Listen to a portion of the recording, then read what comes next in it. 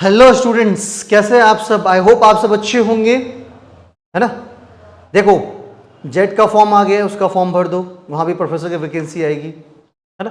तो पिछली वीडियो में बात की थी कि जिनके नेट एग्जाम है उनको जेट का फॉर्म नहीं भरना है, उनको एग्जाम्शन मिलेगा, उनको जेडीसी फॉर्म भरना चाहिए। जेडीसी यूपी वाला जो है गवर्नमेंट डिग्री कॉलेज में असिस्टेंट प्रोफेसर के लिए जो वैकेंसी है उसके फॉर्म भरने चाहिए।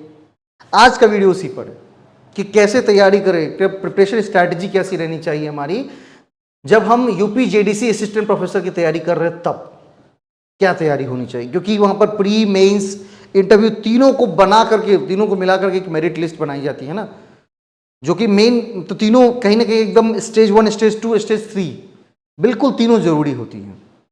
और ये मैं नहीं कर रहा हूं, ये नोटिफिकेशन कह रहा है, यूपी जेडीसी का जो नोटिफिकेशन आउट हुआ था वो कह रहा है। अगर इसको थोड़ा सा जूम आउट करेंगे तो यहां पर आपको दिखेगा कि मतलब प्रारंभिक परीक्षा है, मुख्य परीक्षा है, 2 परीक्षाएं आपको देनी है। प्रारंभिक परीक्षा में प्रश्न पत्र की संख्या 1 होगी, प्रश्न पत्रों की संख्या 20 होगी, जिसमें सामान्य अध्ययन के 30 प्रश्न होंगे और वैकल्पिक विषय के 90 प्रश्न होंगे, है ना। जबकि वैकल्पिक विषय गणित के क्या होंगे, 70 प्रश्न होंगे और उसके वहां पर 50। मतलब अगर हम सामान्य अध्ययन के 30 और अपने विषय के 90 क्वेश्चन हमारे होंगे। अब उसके लिए जो सिलेबस है वो बिल्कुल नेट का सिलेबस, आप जब देखोगे सिलेबस तो बिल्कुल नेट का सिलेबस लगेगा पेपर 2 के लिए आपका। बट पेपर 1 जो है सामान्य अध्ययन, वो सामान्य अध्ययन कुछ इस प्रकार से है कि क्या क्या सामान्य अध्ययन पूछे जा रहे हैं। जनरल साइंस पूछा जा रहा है, करंट इवेंट्स पूछा जा रहा है, हिस्ट्री ऑफ इंडिया पूछा जा रहा है, इंडियन पॉलिटी इकोनॉमी पूछा जा रहा है, ज्योग्राफी पूछा जा रहा है, and mental ability and statistics data analysis पूछ रहा है। मतलब 6 पार्ट में डिवाइड किया जाएगा। अगर ऑन एन एवरेज पकड़े तो हर एक पार्ट से 5 क्वेश्चन, हर एक पार्ट से 5 क्वेश्चन, मतलब डिफाइंड नहीं है, मतलब एक एवरेज मैंने कहा है 5 क्वेश्चन वहां से निकल के आए। तो 30 क्वेश्चंस तो ये, बाकी 90 क्वेश्चंस आपका क्या है, आपका अपने विषय का है। तो इसके लिए एक अच्छी कंप्लीट तैयारी होनी चाहिए, है ना। एक अच्छी कंप्लीट तैयारी होनी बहुत जरूरी है। अब तैयारी कैसे करेंगे, तो तैयारी के लिए एक बार तेजस अकेडमी जरूर विजिट कर सकते हैं। अगर ऑफलाइन विजिट करनी है दरभंगा आ सकते हो, दरभंगा में सेंटर है। अगर आप दूर कहीं हैं तो वहां से कॉल लगा सकते हैं। अच्छा, कॉलिंग के लिए नंबर क्या होगा, तो नंबर वीडियो के डिस्क्रिप्शन में है, आप वहां से नंबर लेकर के कॉल कर सकते हैं, व्हाट्सअप कर सकते हैं कैसे तैयारी करनी चाहिए। बिल्कुल पूरा का पूरा सीन वहां पर क्लियर करके आपको बताया जाएगा।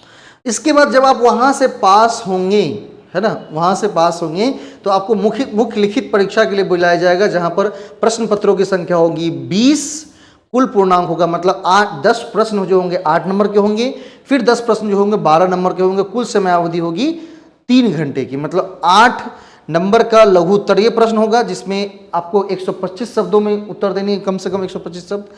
एंड उसके बाद खंड बी में 10-12 नंबर के क्वेश्चन, 12 नंबर के एक क्वेश्चन होंगे, जिसको कि आपको 200 शब्द में आंसर देना है। मतलब आपको बिल्कुल रिटर्न लिखनी है। अब वहां पर जो रिटेन लिखनी होती है उसमें तथ्य लिखना होता है, ऐसा नहीं कुछ उल जुलूल लिख दोगे। भाई प्रोफेसर लेवल का एग्जाम है, उल जुलूल बिल्कुल नहीं चलेगी, वहां पर एक तथ्य, फैक्ट लिखने पड़ते हैं।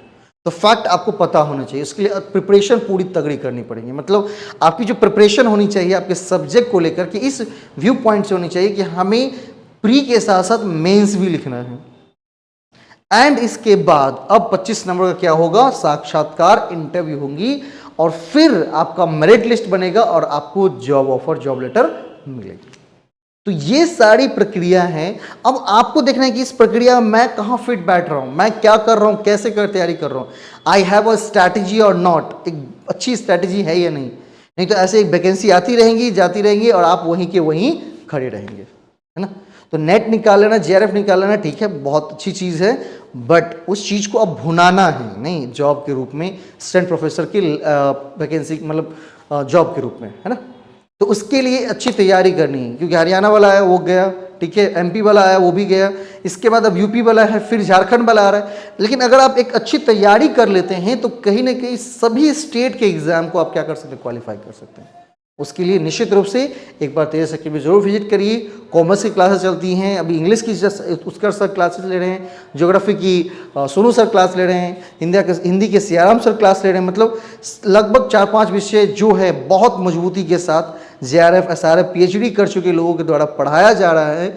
आपको एक अच्छी बिल्कुल क्या मिलेगी, उसका जो निचोड़ होगा वो मिलेगा, और उससे आप अपने जो गोल हैं उसको अचीव कर सकते हैं। ठीक है, तो thank you so much. Video को जरूर शेयर करनी है, ग्रुप्स में, ताकि उसको देख करके बच्चों को एक प्लान पता चले कि हमें करना क्या है, किस हिसाब से तैयारी करनी है, कैसी तैयारी करनी है ना। इसको लेकर के एक प्लान उनके माइंड में, माइंड सेट जरूर होना चाहिए, है ना।